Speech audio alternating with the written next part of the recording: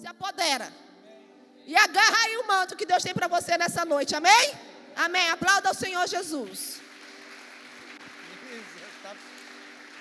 Deus abençoe, pode sentar. Glória a Deus, glória a Deus.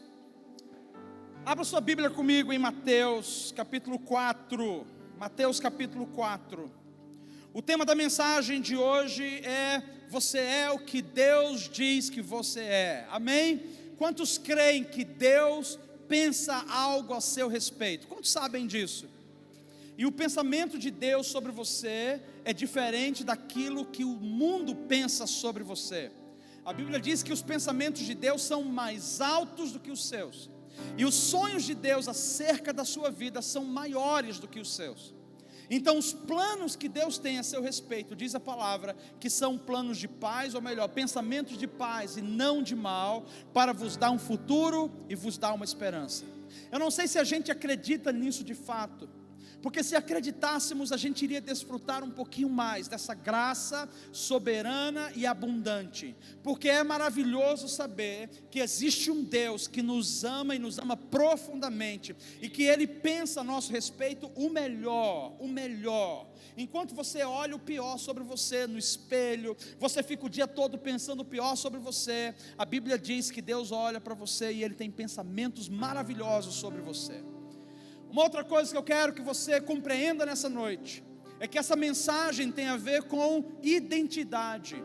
E esse é um dos valores, ou um dos pilares que nós temos na comunidade bíblica Logos e que sempre vamos priorizar. Porque se você não sabe quem é, você nunca vai viver à altura do que Deus sonhou e planejou para você. Então é importante que você receba a revelação acerca de quem você é. Nós vemos pessoas vivendo e outras pessoas tentando viver e outras sobrevivendo. Deus não chamou você para sobreviver, Deus chamou você para viver o máximo que você possa viver com Ele, porque os planos e propósitos deles a seu respeito são os melhores possíveis. E quero te relembrar de uma outra coisa: na cabeça de Deus não existe conspiração sobre você. Ele não fica confabulando entre o Pai, o Filho e o Espírito Santo, dizendo: vamos ver o que a gente vai fazer para resolver o problema daquele ali. Em nenhum momento.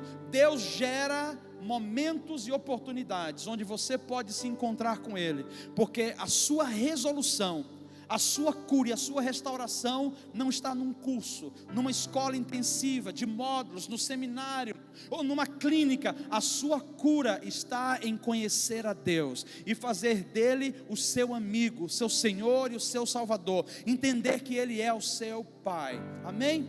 É provável que muitos de vocês, ao saírem daqui hoje, se compreenderem isso, vão viver de uma maneira diferente, e as coisas vão ser resolvidas para você em alguns aspectos, porque muitos de nós estamos travados em algumas áreas. Não é por causa do diabo, é porque nós não sabemos quem nós somos, e sem a revelação de quem você é, certamente você está perdido, tentando viver, tentando sobreviver, mas não chega a lugar algum. Minha mensagem hoje vai se basear em alguns versículos, mas a figura que eu quero trazer para você, o cenário que eu quero trazer para você, é em cima do que Jesus viveu, do que Jesus experimentou, que está nos evangelhos, tanto em Marcos capítulo 4, Lucas capítulo 4, Mateus capítulo 4 e Marcos capítulo 1. Então são três narrativas diferentes, três abordagens diferentes. Eu quero pegar essa abordagem de Mateus, mas eu quero usar um termo que Lucas usa. Então vamos começar lendo Mateus capítulo 4 no Evangelho. Diz assim: então foi conduzido Jesus por quem? Pelo Espírito. Para onde? Ao deserto, para ser tentado pelo diabo. E tendo jejuado quantos dias? 40 dias e 40 noites. A Bíblia diz que depois ele teve fome. Nós vamos parar até aí, nós vamos chegar até esse ponto. O Evangelho de Lucas, na sua narrativa, ele usa o mesmo termo que Mateus está usando. Algumas versões vão traduzir que Lucas fala que Jesus foi impelido pelo Espírito. E a palavra impelido é uma palavra realmente forte, é uma palavra imperativa, é uma palavra de comando, é uma palavra de ação, é um verbo que nos tira de um lugar estático e nos empurra para um lugar em movimento. O que eu quero que você entenda é que Jesus foi conduzido pelo Espírito, que fique muito claro hoje, a esse ambiente chamado deserto. Mas é importante que a gente entenda nesse cenário o que aconteceu antes. Porque antes de Jesus ser conduzido pelo Espírito Santo para ser tentado pelo diabo no deserto, o Espírito Santo deu a Jesus uma experiência real com o Pai. E tudo na vida de Jesus começa a se desenrolar a partir desse momento, dessa experiência com o Pai. A experiência com o Pai destravou a nova fase de Jesus, destravou o destino de Jesus. A experiência com o Pai sustentou Jesus em todo o processo de trajetória, mesmo quando ele não sentia o Pai. A experiência que ele teve com o Pai selou ele como filho, deu para ele o segredo de onde estavam ou estariam todos os recursos, e testificou para ele que não importa como as pessoas iriam vê-lo dali para frente, o que importa é como o Pai estava o vendo. E o que aconteceu nesse momento anterior? Jesus estava junto com João Batista.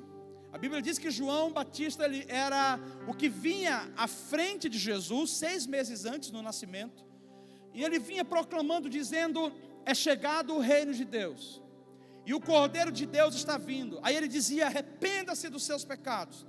A mensagem de João era uma mensagem de conserto, era uma mensagem de arrependimento. Talvez a gente tenha uma ideia de arrependimento, uma ideia muito forçada, porque por muito tempo o nosso tipo de evangelicalismo, o nosso evangelho traduzido ou contextualizado na nossa linguagem sul-americana, ou nesse hemisfério aqui, é uma linguagem que fala sobre arrependimento muito pesado. E de fato, o arrependimento é um processo onde a gente se expõe, é um momento de dor e de angústia. Não estou tirando o peso disso. Eu me arrependo porque eu tenho medo do que vai me acontecer, eu me arrependo porque eu quero estar com Ele, eu não me arrependo por causa do inferno, eu me arrependo porque eu tenho uma aliança com o meu Deus.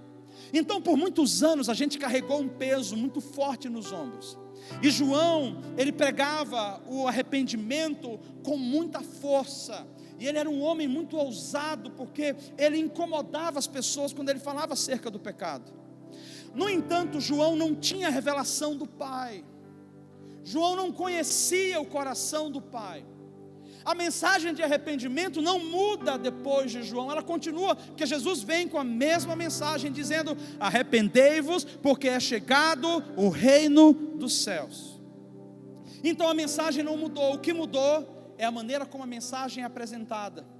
Porque na lei as pessoas tinham medo, elas tinham medo de ir para o inferno, elas tinham medo do devorador, elas tinham medo de repente Deus se virar contra elas, e de vir as pragas sobre a vida delas. Então elas nunca entendiam que o que Deus queria não era um sacrifício de tolo. O que Deus estava dizendo é: eu quero uma aliança, um relacionamento, não um contrato empresarial, mas um relacionamento, coração com coração. Então Jesus, ele é essa pessoa, esse mensageiro que traz essa revelação do Pai. E por que ele tinha essa autoridade para trazer a revelação do Pai? Porque ele estava com o Pai. João, Evangelho de João, capítulo 1, diz que ele desde o princípio, ele estava com Deus, e ele era Deus. Então o Pai se revela através de Jesus, e o Pai nos revela o quanto nós somos aceitos. E o Pai não está interessado de maneira alguma em sacrifícios. Ele não está preocupado que você faça 10, 20 sacrifícios para Ele. O que Ele está dizendo é: eu quero a sua obediência, isso é, eu quero o seu coração. Então a mensagem de Jesus sobre o que João vinha, ela agora é traduzida como: Deus está chamando você para perto dEle, para um relacionamento. E para ter relacionamento com Ele, provavelmente você precise abrir mão de algumas coisas que você tem carregado até hoje na sua vida.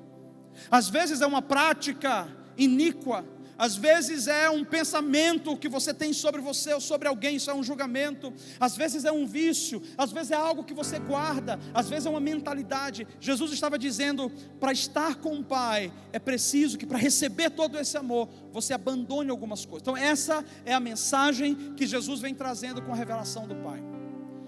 No entanto, João batiza Jesus e a gente entende, ele não tinha pecados. E por que ele precisou ser batizado naquele momento para a remissão de pecados? Porque naquele momento Jesus estava assumindo quem ele era. Ele assumiu que ele era aquele que veio carregar o pecado da humanidade. A maldição do mundo naquele momento estava sendo lançada sobre Jesus. Então aquele batismo de Jesus foi um batismo simbólico. No entanto, acontece um episódio, que é o episódio mais marcante na vida de Jesus, de maneira pública, que enquanto Jesus é batizado, e ele assume a sua missão diante do Pai, ele diz sim para o Pai, e não importa o quão pesado seja, ele fala sim para o Pai, e não importa quanto vai levar do seu tempo, ele diz sim para o Pai, e ele carrega sobre os seus ombros o pecado da humanidade. A Bíblia diz que o céu se abriu, e uma pomba desce sobre ele, e ela repousa sobre Jesus. E a pomba, ela significa o Espírito Santo, o símbolo dela é o Espírito Santo. Então significa que o Espírito Santo veio sobre Jesus, e uma voz ecoa, e todo mundo que está naquele ambiente ouve. E a voz que ecoa sobre Jesus é: esse é o meu filho muito amado, em quem eu me comprazo. A vida de Jesus foi selada nesse momento, com essa frase que para muitos de nós pode ser extremamente simples, mas que é uma frase extremamente perigosa, extremamente poderosa. Poderosa por quê? Porque ela revela quem nós somos. Ela nos resgata no mais profundo da nossa identidade. Ela resolve as coisas que estão conturbadas dentro de nós. Ela coloca as nossas ideias no lugar. Ela organiza os nossos pensamentos. Essa frase, por mais simples e curta que seja, ela revela que nós temos um valor. Ela revela que nós temos uma origem, que nós viemos de um lugar. Ela revela que nós não estamos sós, que existe alguém que está conosco, não apenas olhando por nós, mas alguém que está conosco, que caminha junto, que entende as nossas dores, que entende as nossas dificuldades. Essa frase revela o quanto nós somos aceitos. Esse é o meu filho amado, em quem eu me alegro, em quem eu me comprazo.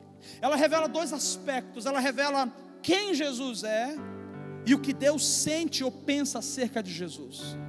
Jesus é o Filho. Quando o Pai fala que Ele era o Filho, Ele estava testificando sobre todos: o que eu tenho é dele. Ele estava dizendo: Ele é o meu herdeiro. Não apenas um herdeiro celeste da glória da sua divindade, mas Ele era, acima de tudo, o herdeiro de tudo que o Pai era, da natureza que tinha sido manifesta, para que Ele pudesse nos levar no mesmo caminho. Já vamos entender isso mais na frente. Mas eu quero que você compreenda que o Pai estava revelando para Jesus quem Ele era. O DNA de Jesus estava sendo comprovado diante de todos. E o segundo aspecto dessa experiência é que o Pai estava dizendo: eu me alegro em você. Eu me alegro em você. A busca de todo filho é olhar para o Pai e ouvir do Pai: eu tenho orgulho de você. Eu me alegro com a sua vida.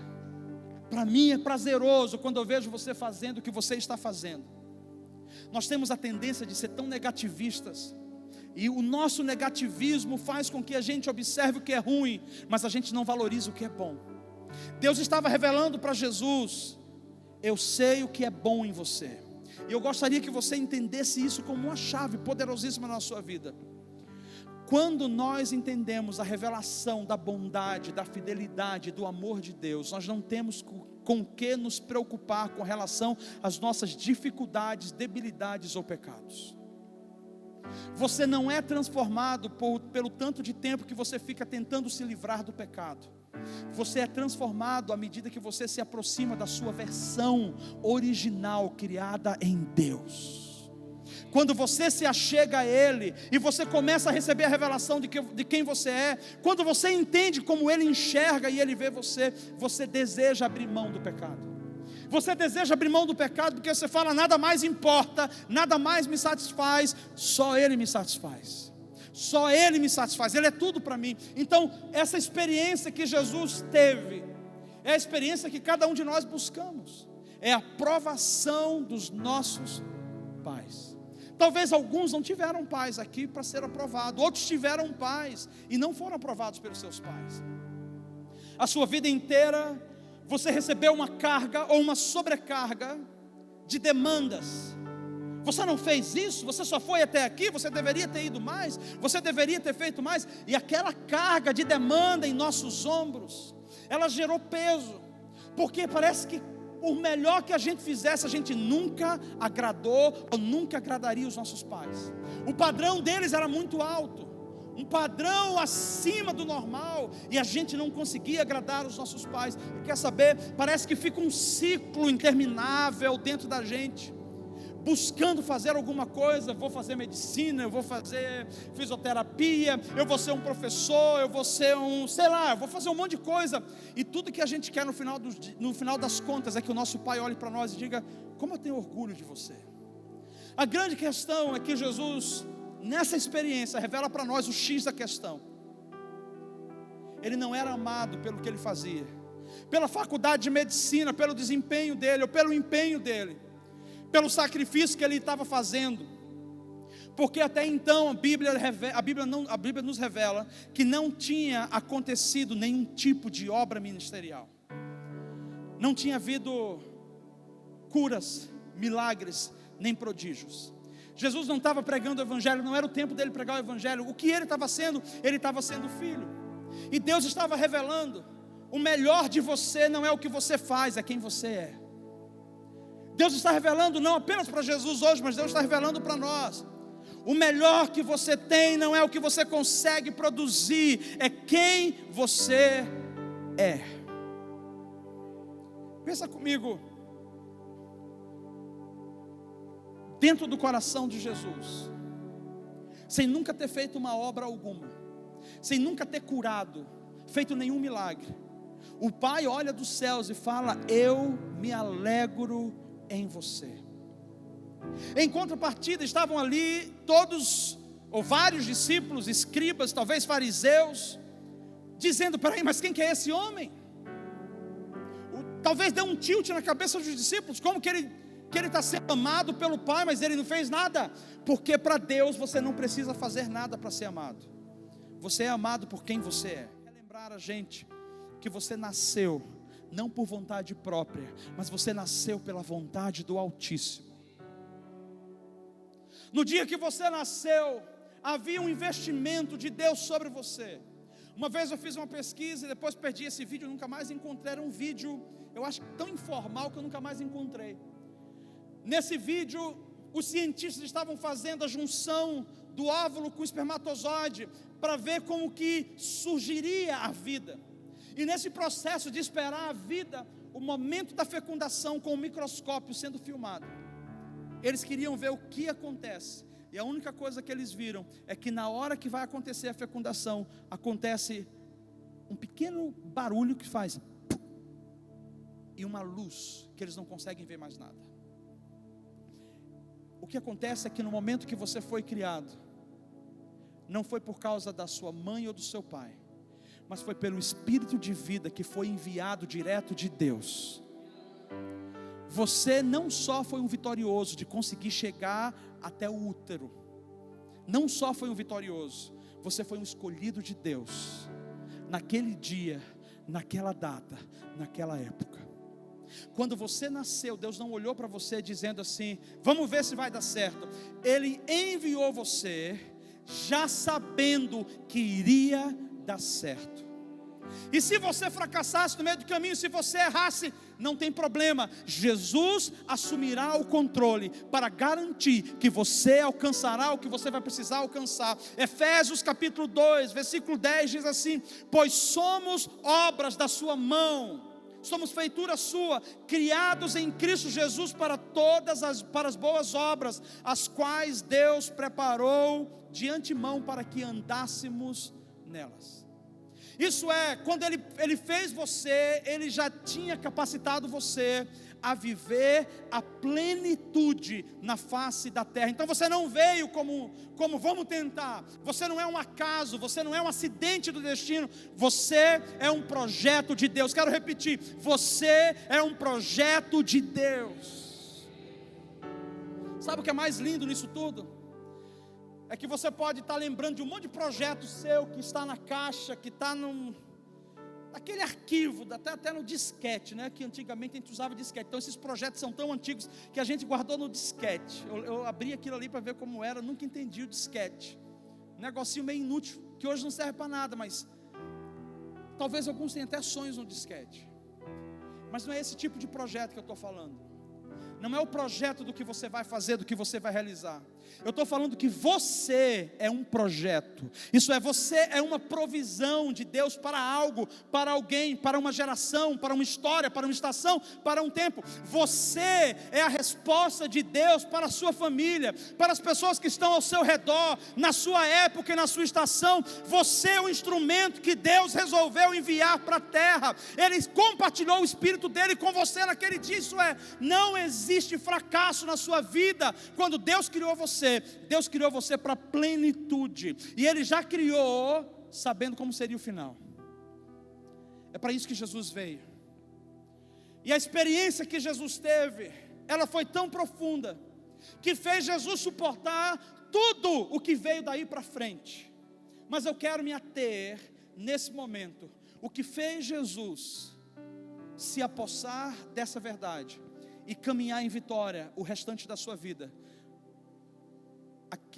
ao ponto da revelação de ouvir como o Pai o vê. E eu quero investir um minutinho sobre isso, porque existem várias vozes no mundo. Existe a voz da sociedade que clama que você se encaixe numa determinada tribo. Existe a voz do seu próprio ser, do seu próprio interior. E nem sempre essa voz ela está 100% convertida. Às vezes ela está submissa ao Espírito, mas às vezes é o que a gente chama de alma-carne. Sabe o que significa alma-carne? É aquela parte da sua alma que ela tem uma consciência e que ela recebe as setas e ela te atinge. Ela naturalmente, ela vai tentar atingir você de alguma maneira para derrubar você, para contaminar você. Então nem sempre o nosso coração, ele vai falar tudo que a gente gostaria de ouvir. Nem sempre ele traz os melhores sentimentos, os melhores pensamentos. E é por isso que Paulo fala o tempo todo: abasteça a sua mente com as coisas do Espírito. Ande em Espírito, edifique o Espírito, ore em Espírito, louve em Espírito, vive em Espírito. Porque se você é filho de Deus, Deus é Espírito. João 4:24, Deus é Espírito. Importa que os seus adoradores o adorem em quê? Em carne? Não, importa que os seus adoradores o adorem em Espírito. Então, meu irmão, se você é Espírito, você precisa adorar a Deus em Espírito, viver em Espírito. Isso aqui é consequência, a alma é consequência do que nós temos na nossa vida como um composto, mas nós somos espirituais, o nosso DNA é espiritual, e é no Espírito onde essa revelação chega, é no Espírito onde essa revelação faz sentido.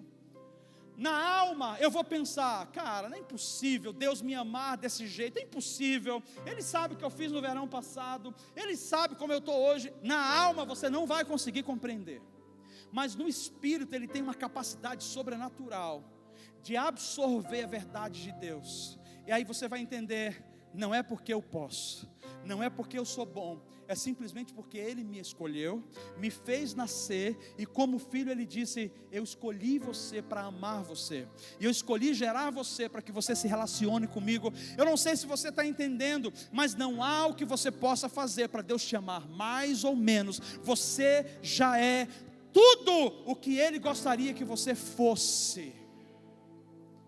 Não tem a ver com o seu desempenho, tem a ver com quem você é. Amém até aí? Glória a Deus por isso. Então Jesus recebe essa revelação no Espírito, e a voz do Pai falando com ele sela a vida dele. Mas eu quero traduzir, eu transferir isso para você, e quero te perguntar: Por acaso você já teve uma experiência como essa? Onde você ouve a voz de Deus falando com você e dizendo: você é o meu filho amado, em quem eu me comprazo. Nós temos tanta demanda cultural dentro de nós. Cultura social, cultura nacional, cultura política, cultura familiar, cultura religiosa. E todas essas culturas já carregam pressuposições e pré-julgamentos. Então dificilmente a gente consegue ouvir Deus falando conosco o quanto nós somos preciosos para Ele. Sabe por quê? Porque tudo vai passar pelo ponto de: eu não mereço, eu não mereço, não, hoje eu não estou tão bem assim, não, eu não fiz o suficiente. E Deus está falando: não é o quanto você pode fazer, mas é o que eu escolhi você para amar você. Tira o peso das suas costas hoje. Tira o peso das suas costas hoje. Eu quero revelar para você uma coisa: o amor de Deus por Jesus é o mesmo amor que Ele tem por você. Não existe distinção alguma. Então, se o Pai tinha tempo para estar com Jesus, eu vou dizer para você: o Pai tem tempo para estar com você. Se o Pai ouvia a oração de Jesus, o Pai ouve também a sua oração. Se o Pai tinha prazer em testificar sobre as pessoas quem Jesus era, o Pai também tem prazer em testificar na sua vida sobre quem você é. Deus vai usar pessoas. Deus vai usar pessoas para liberar pessoas e para desatar pessoas. Daí a importância de você hoje estar ouvindo essa mensagem e entender: Senhor, eu não tive alguém que chegou sobre mim, ou meu pai biológico, ou a minha mãe biológica nunca chegou sobre mim e revelou: você é amado independente do que você faz, você é amado, eu te amo, eu tenho orgulho de você. E se você nunca teve isso, eu quero declarar para você uma coisa: Deus, se você não entendeu ainda essa revelação dele, Ele vai se revelar a você. Que seja hoje à noite, que você ouça a voz dele, tire o peso dos seus ombros, que você saiba que Ele tem um projeto para você, mas acima de tudo, que você seja uma voz de Deus na vida de alguém. Porque quando nós entendemos quem nós somos, não nos resta outra coisa a não ser compartilhar o que nós temos com outras pessoas. Deus não chamou você para estar de domingo em domingo comendo migalhas para sustentar mais uma semana. Deus chamou você para viver em plenitude, para dar e doar, não emprestar, para dar e doar em abundância. Porque quando você recebe essa revelação de que você é filho, toda a abundância do Pai se torna a sua abundância e ela flui de dentro de você. Amém? Então vamos entender o cenário de Jesus. Nós acabamos de ler Mateus capítulo 4. E nesse cenário de Jesus, nós vamos encontrar o momento onde Jesus é tentado pelo maligno.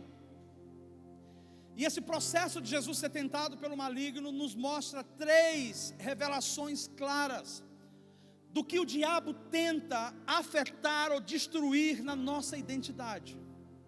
E se a gente entender a experiência de Jesus e como Jesus se moveu, a gente vai entender como Deus pensa sobre nós e o que Ele fala que nós somos, quem Ele revela a nosso respeito. Eu gostaria que você entendesse e caminhasse comigo nessas 3 etapas que Jesus nos revela, que são os 3 passos da tentação de Jesus.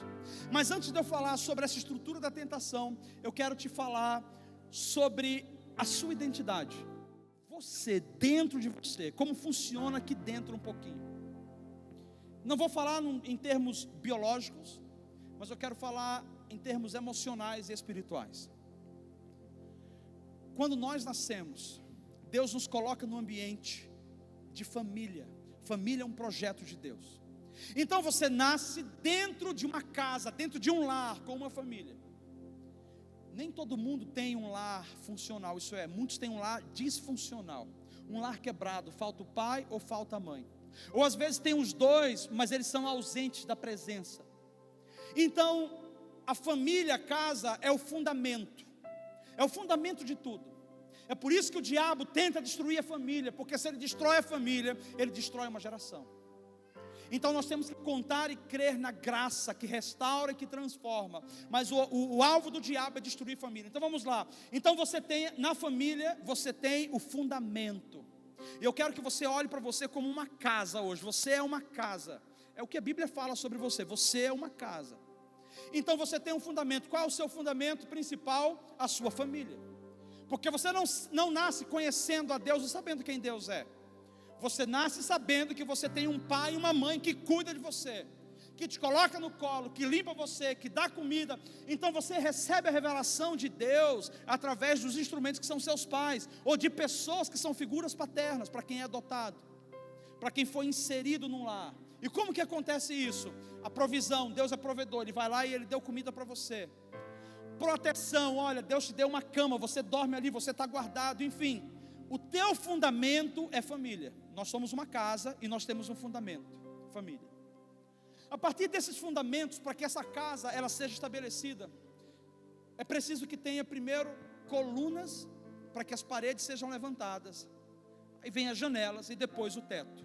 Então vamos falar sobre fundamento, paredes e teto. Fundamento nós já sabemos que é a família, que nos revela e nos apresenta Deus, as facetas de Deus. As paredes ou as colunas, elas são os valores e princípios que nós carregamos. Alguns de nós aprendemos valores errados em casa.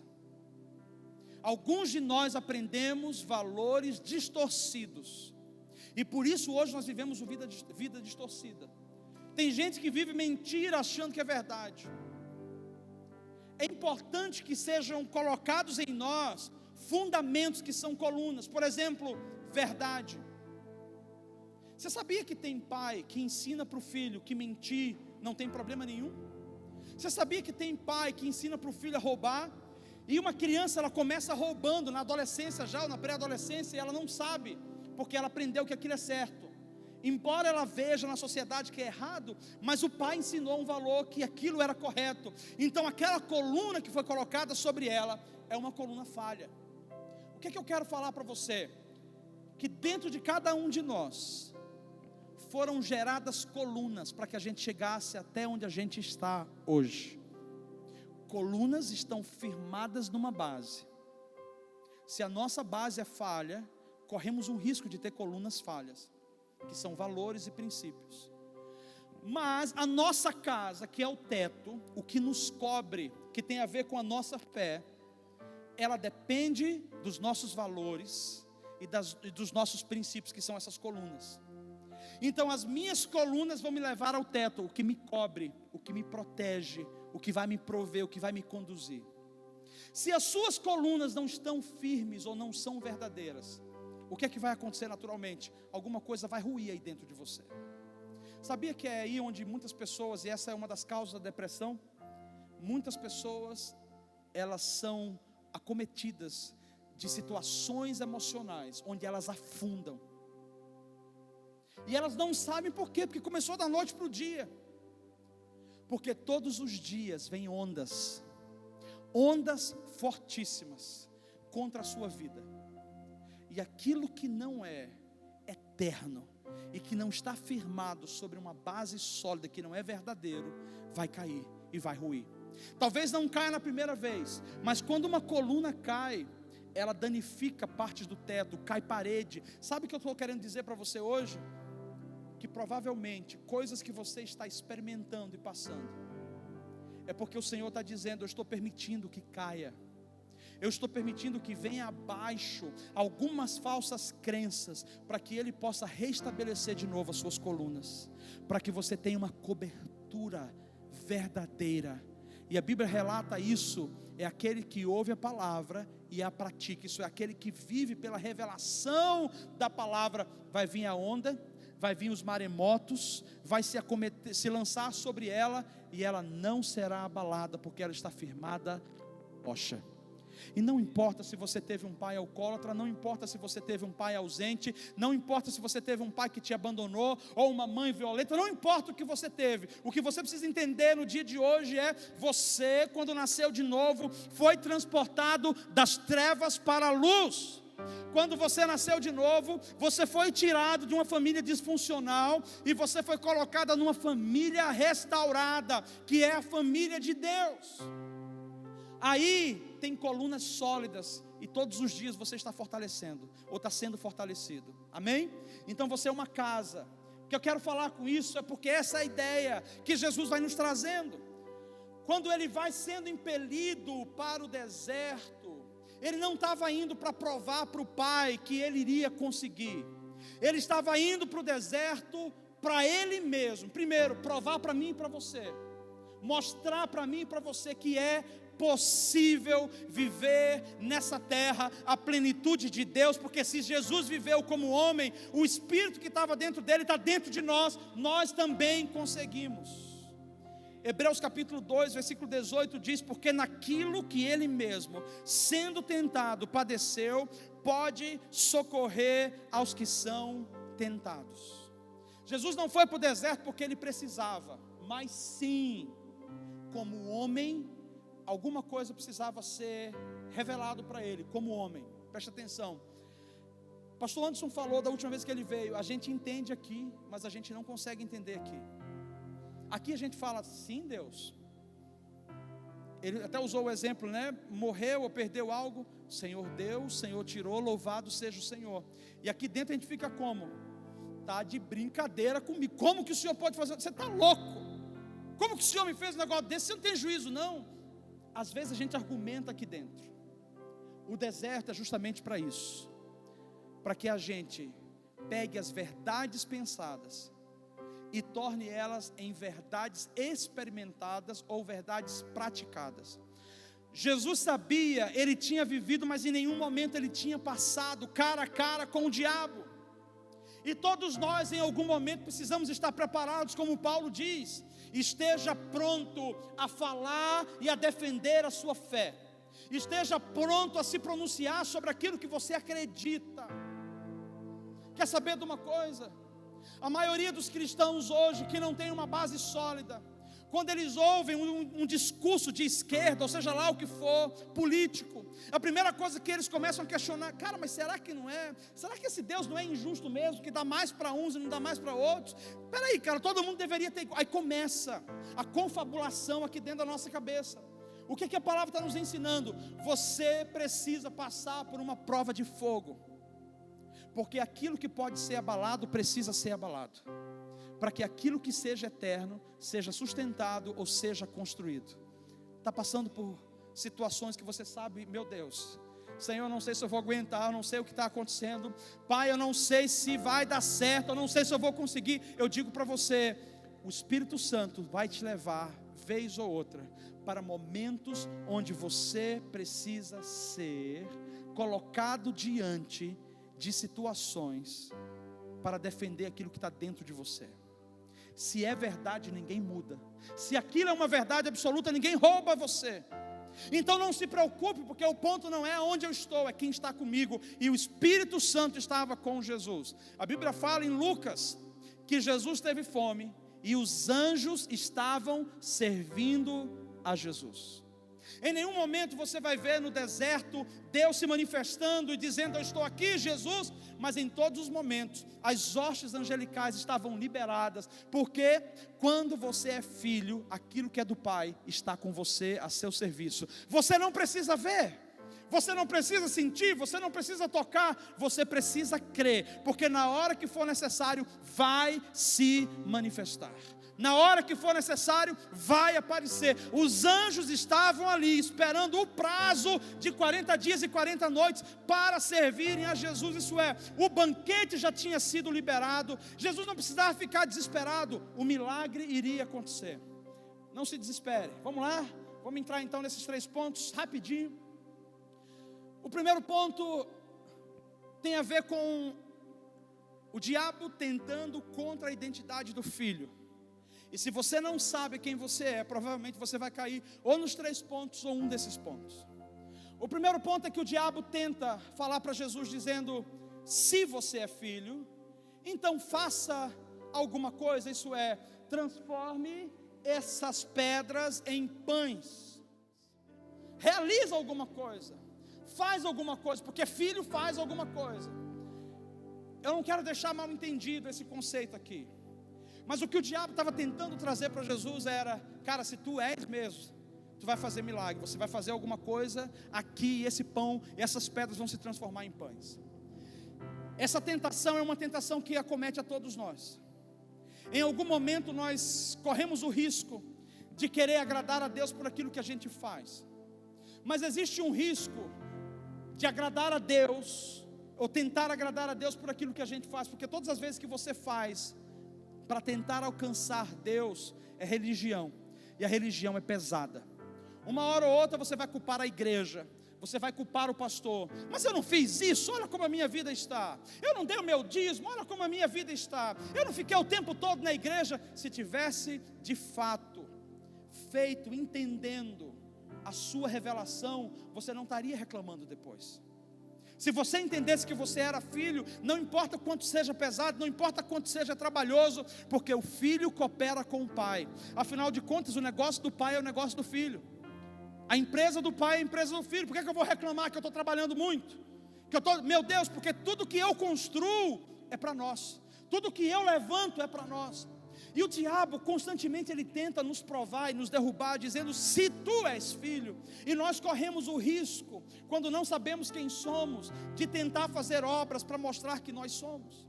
Então algumas pessoas jejuam muito, mas não é porque elas querem intimidade com Deus, é porque elas querem poder. Porque o poder vai trazer para elas aquela ideia de que agora eu vou fazer milagres.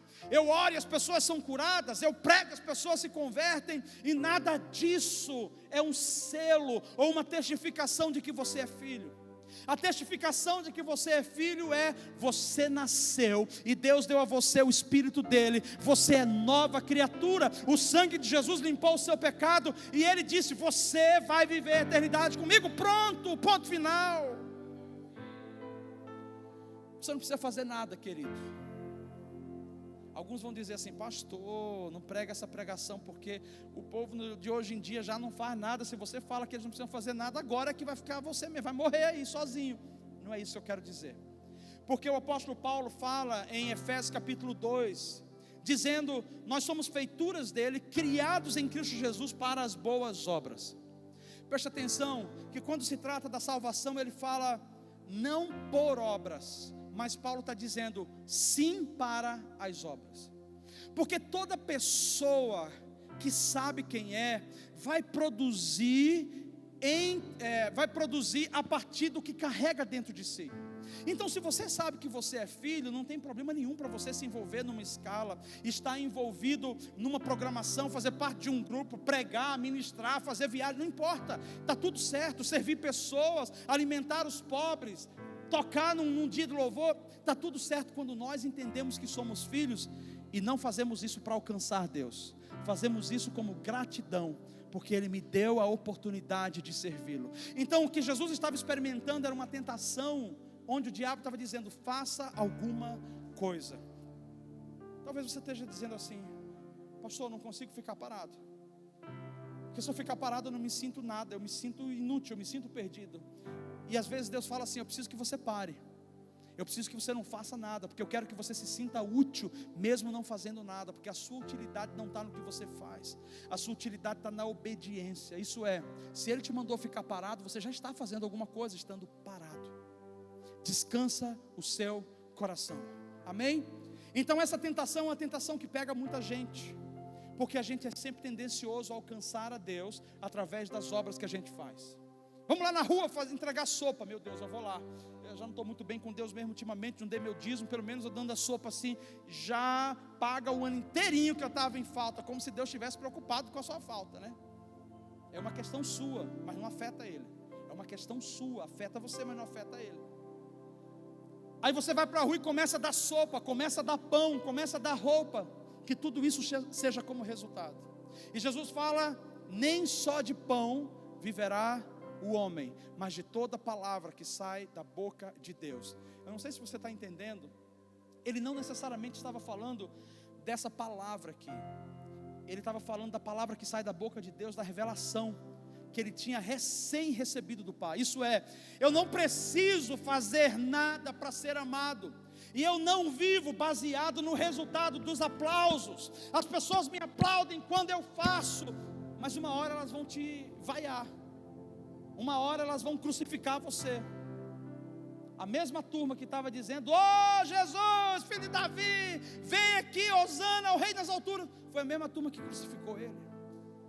Então quando a gente vive pelo clamor do povo, a gente vai viver também pelas desgraças do povo, porque eles também vão, uma hora ou outra, vai crucificar você.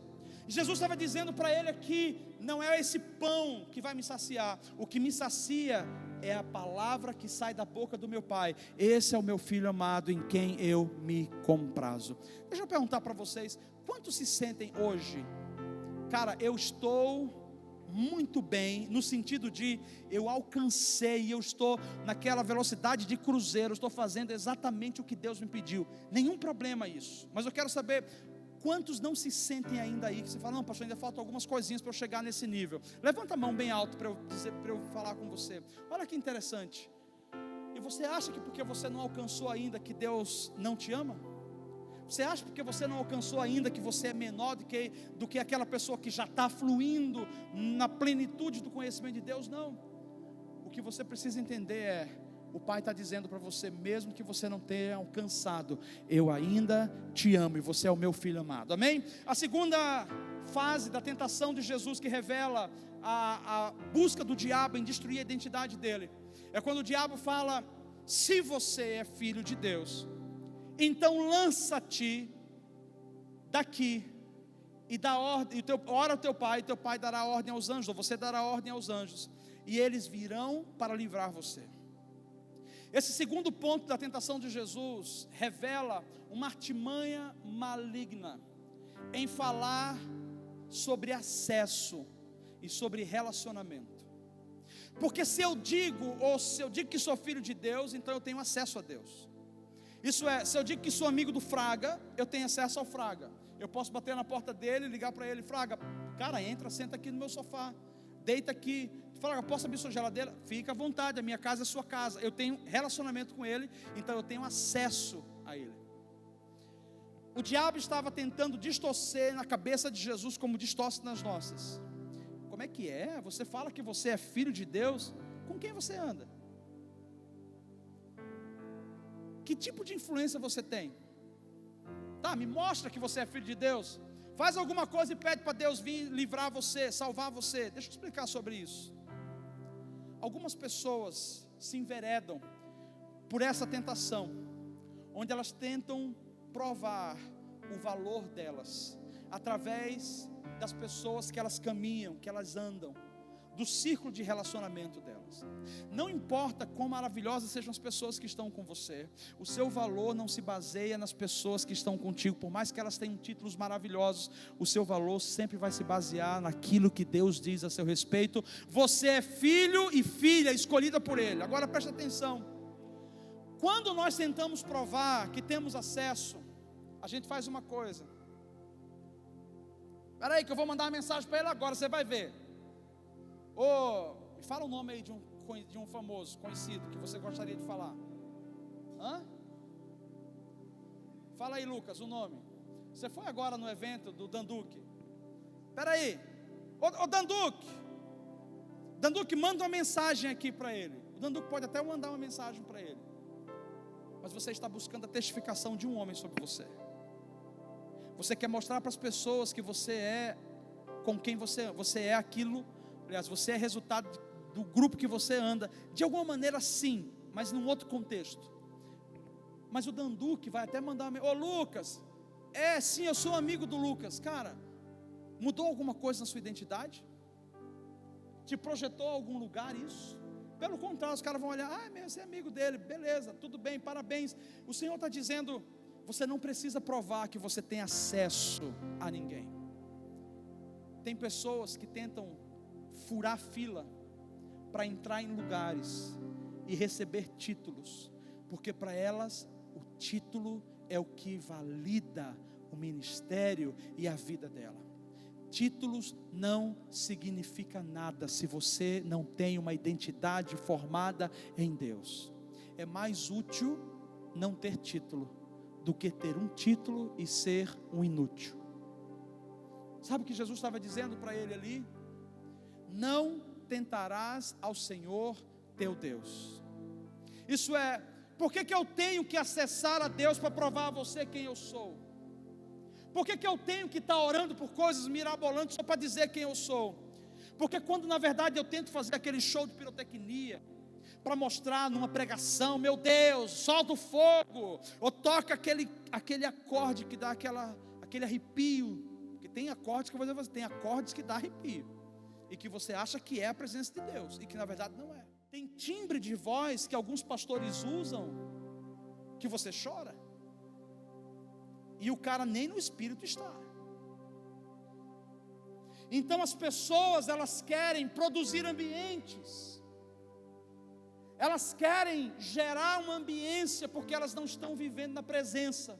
Então elas precisam de instrumentos, elas precisam de luz, elas precisam de uma visibilidade, e é o que a gente tem hoje, que a gente chama de vida falsa virtual. Inclusive eu falei hoje de manhã sobre isso. Eu falei que eu estou tão preocupado com um ponto que eu falei com meu filho há um mês e meio atrás. Depois que a gente foi numa igreja, a gente chega lá, tudo bonito, tudo redondo, meu Deus. Ele olhou para mim e falou: pai, esse louvor não é perfeito? Eu falei: muito perfeito. Mas era perfeito de você não ver um erro. Mas era tão perfeito que gerava uma angústia. E ele falou assim: mas você está achando perfeito? Eu falei: demais. Ele falou: por que eu não estou sentindo a presença de Deus? Eu falei: de duas coisas, Daniel: ou você não está muito bem com Deus, ou de fato tem alguma coisa acontecendo. E eu olhei para trás, e quando eu olhei para trás, as pessoas estavam só assim, ó, aquelas luzes lindas, maravilhosas, que focavam nos ministros, que meu Deus, fazia assim, a gente fica hipnotizado. Aí as pessoas, porque vai um famoso cantar, o que é que a gente faz? Aqui, ó, vamos colocar no Instagram. Nenhum problema você fazer isso. A questão toda da minha preocupação é que a gente tem caído nessa tentação do diabo. Mostra que você é, dizendo aonde você está. É o grande engano, ou a grande mentira dessa geração. A gente vai no ambiente e a gente passa o tempo todo vendo o ministro, vendo as luzes. Quando a gente termina de sair dali, a gente fala assim: cara, eu nem adorei, eu não tive nem tempo de adorar, estava tão tremendo o louvor, que eu filmei o louvor inteiro. A gente não se relaciona mais com Deus. O que é que acontece? Cada vez mais as grandes produções, elas têm gerado a ambiência e atraído as massas, e as pessoas não vão ser atraídas por Jesus, elas são atraídas pelos nomes, e elas são atraídas pelo nível de produção de eventos e grandes conferências. E eu chego lá, já está tudo pronto, e o que é que eu tenho que fazer? Só mostrar, porque alguns têm dinheiro para ir, outros não têm. Quem tem dinheiro para ir está lá, quem não está aqui na Logos, ouvindo o pastor Paulo no domingo à noite. Você tem santa paciência, poderia estar lá, sei que você não está fazendo lá. Então eu posso de lá dizendo: olha com quem eu estou com o Dan Duke, eu estou com a Harry Baker, eu estou com o Todd White, beleza. E depois que eles passarem, com quem que você vai continuar? O seu valor não precisa ser provado, porque valor não se prova, valor se reconhece.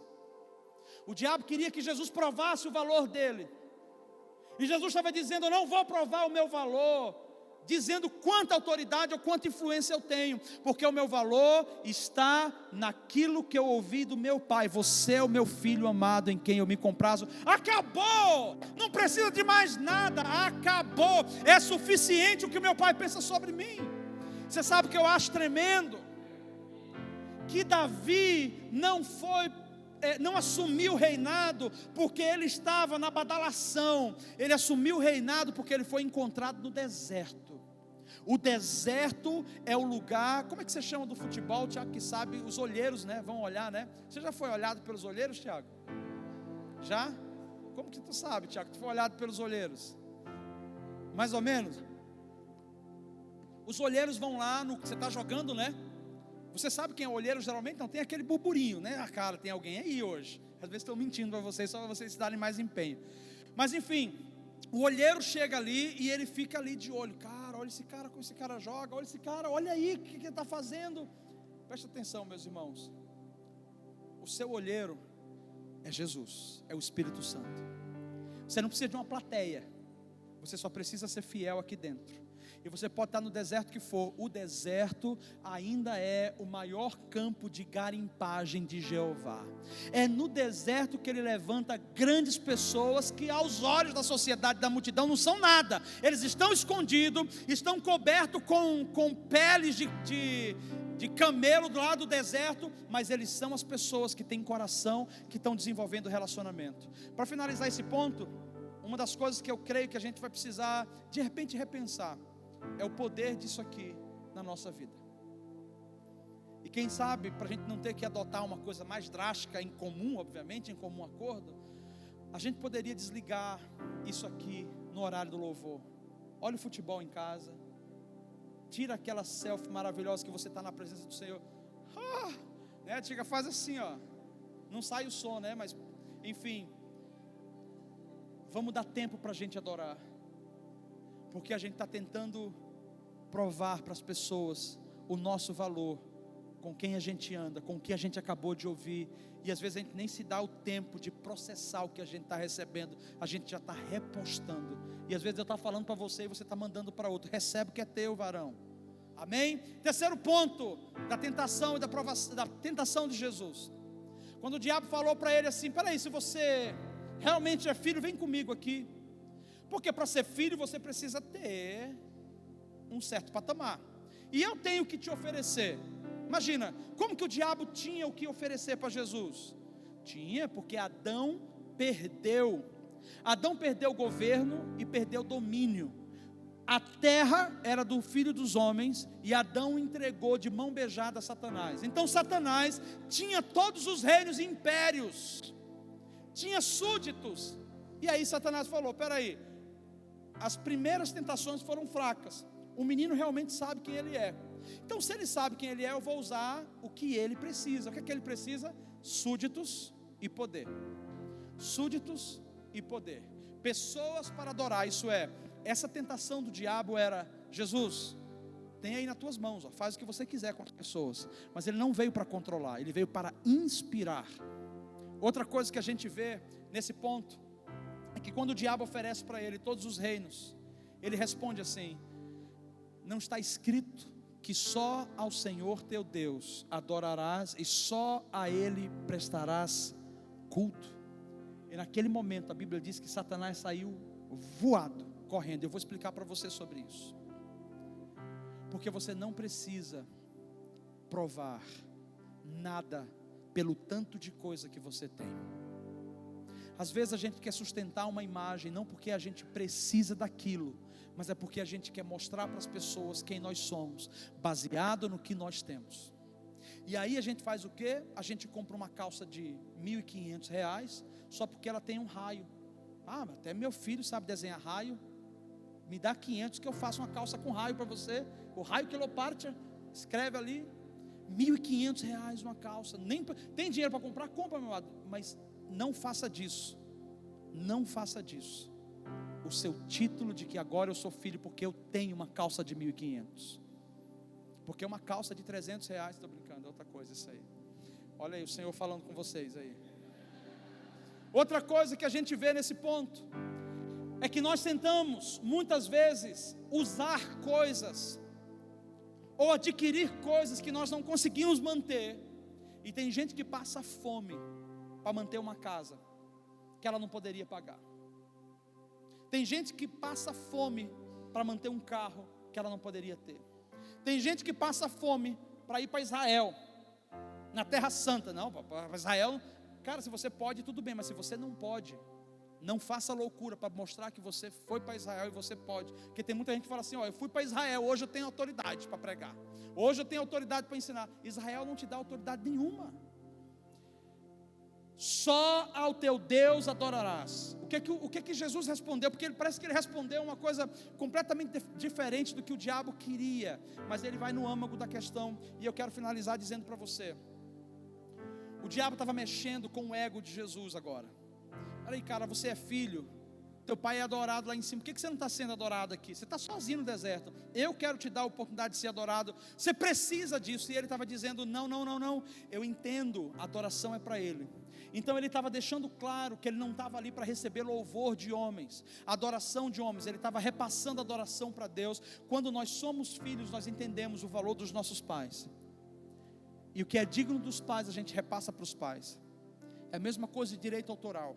Cuidado para você não estar reproduzindo uma coisa que você pegou de outro, e você coloca o seu nome. Eu disse que foi você, que Deus te deu uma revelação, e você desonra aos pais que escreveram ou falaram sobre aquilo. Você pega uma mensagem de um terceiro e você não cita a referência. É o mesmo problema que Jesus estava repreendendo e rejeitando ali, porque Satanás estava dizendo: cara, usa a influência, usa o público, domina isso. Isso é falta de caráter.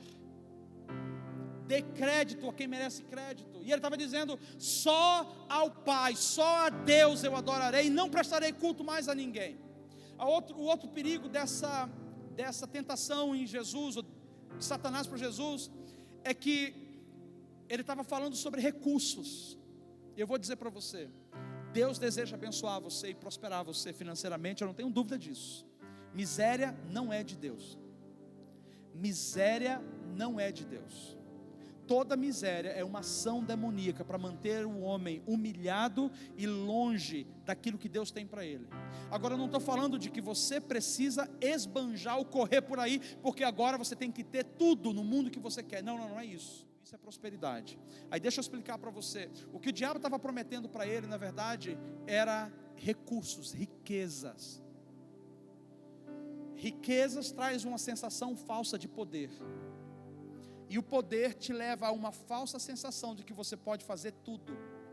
Então, muitas vezes, a pessoa que ela vive no materialismo, correndo atrás de dinheiro, trabalhando para ter, uma hora ou outra, quando ela se sentir poderosa, dentro da esfera de influência dela, ela vai ter aquela falsa sensação: cara, eu posso fazer o que eu quiser, porque eu tenho o suficiente.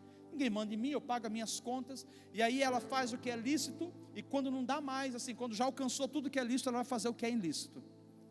E aí onde entra a questão do sexo ilícito, é aí onde que entra os vícios, é aí onde entra a avareza, porque o homem, a ruindade de coração, ele começa a ultrapassar valores e princípios, porque ele não está preocupado, ninguém manda nele, ele não deve nada a ninguém, por causa do dinheiro que ele carrega. E Jesus estava dizendo: só ao Senhor teu Deus adorarás. E Mamon é um espírito que Jesus naquele momento estava rejeitando.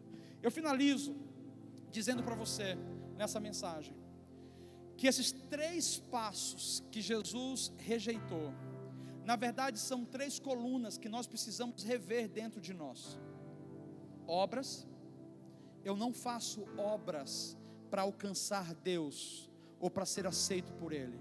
Eu faço como resultado de quem eu sou. Eu sirvo como gratidão.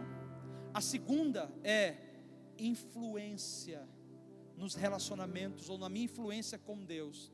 Eu não preciso provar o meu valor baseado em quem está comigo. Eu não vou atrás do Bill Clinton, do Bill Johnson, para dizer: cara, agora eu sou alguém, porque isso não me torna alguém. O meu valor está em conhecer ao Senhor, em desenvolver um relacionamento com Ele. E a terceira coluna, isso é, primeiro obras, valor, e a terceira coluna, adoração. Eu preciso entender que o filho, ele entende adoração como relacionamento e não como um trabalho. Quando você e eu entendermos adoração como relacionamento, os nossos cultos serão diferentes, porque você não conseguirá ficar parado. Você chegará aqui desejoso de bater palma, de pular, de se lançar no chão. Sabe as coisas que acontecem nos eventos? Quem chega no evento, o irmão aqui não faz nada. No evento, ele se rasga, igual uma lagartixa no chão, ele sobe pela parede. Adoração é constante. Quando a gente entender o que é adoração, a gente vai chegar aqui e a gente vai destravar os céus.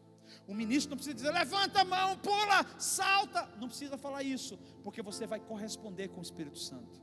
E ele está revelando: você não é fruto do clamor da sociedade, você é resultado do amor de Deus. Você não precisa provar nada para ninguém. Fala assim agora, fala comigo, repete: eu não preciso provar nada a ninguém.